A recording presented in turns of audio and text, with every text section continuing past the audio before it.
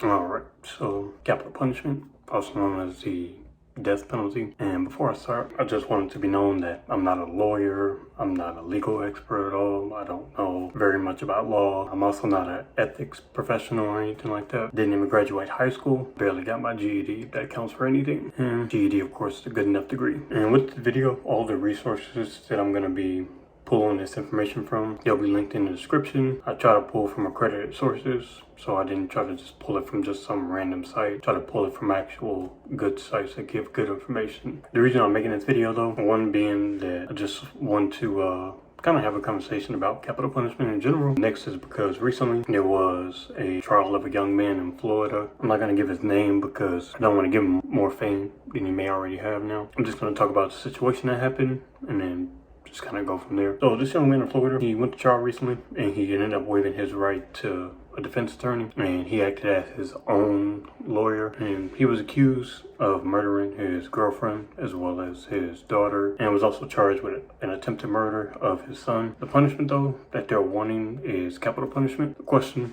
we're going to try to be kind of coming to a conclusion about: if an individual does commit a crime, has horrendous as a murder, do they deserve to have their life taken away? And to be honest, for myself, my perspective is that I think it depends on really who you're asking. For myself, I don't really know. I kind of go back and forth with it. I can understand both sides of it. I can see why, if you love someone and they are murdered, why you would want the person that killed them to receive capital punishment. I can also see why some people don't think it is right and why they would rather give the person who committed the crime life in prison instead. Something I really ask myself, something I've always constantly asked myself is an eye for an eye, is that fair to everyone? Or does it breed more hatred? Or does it change anything at all? And again, I don't really know the answer to it. More of a philosophical question that I think people should answer for themselves. Does capital punishment being legal, does it make it right? Does something being legal in general, does it make it right? Does something being a law, does that make it right? And to me, it doesn't. For some, it might though, and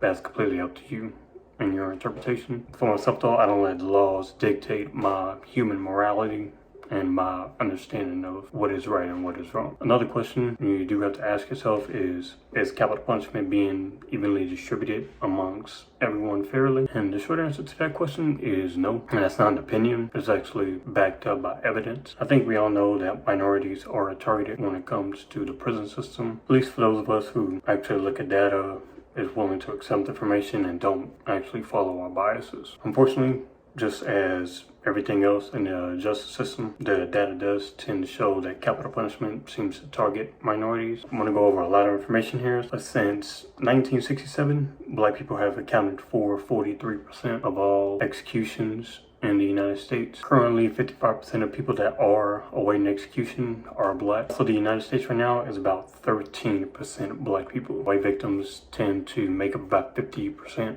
of all murder victims. 80% of all capital punishment trials are because of a white victim. It means that out of the 50% of people who are not white, 30% of them do not even get a capital punishment trial at all. From October of 2002 until the middle of 2021, 12 people have been executed where the victim was Black and the defendant was white. In that same amount of time, there have been 178 Black defendants that were executed when the victim was white. And to kind of put that in perspective, that is a 1,383% difference between the two. Since the 1970s in the United States, for every 8 people that have been executed, there has been at least one of them that has been found innocent later on after they were executed. To put that in percentages again, that's almost 14% of all executions since the 1970s have been an innocent person. Like I said, I know I'm spewing a lot of facts and a whole bunch of information, but some people, they do say that capital punishment keeps everyone in line so that they won't do anything else wrong. That's also false. In the countries that no longer do have capital punishment, and even in the states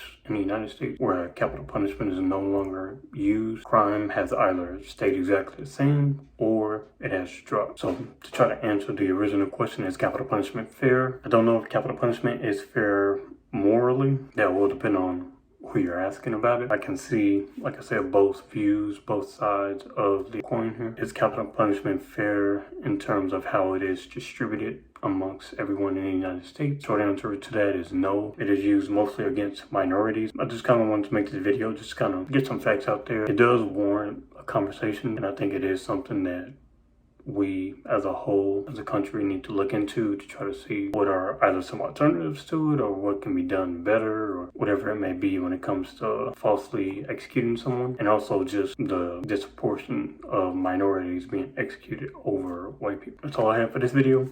Until next time.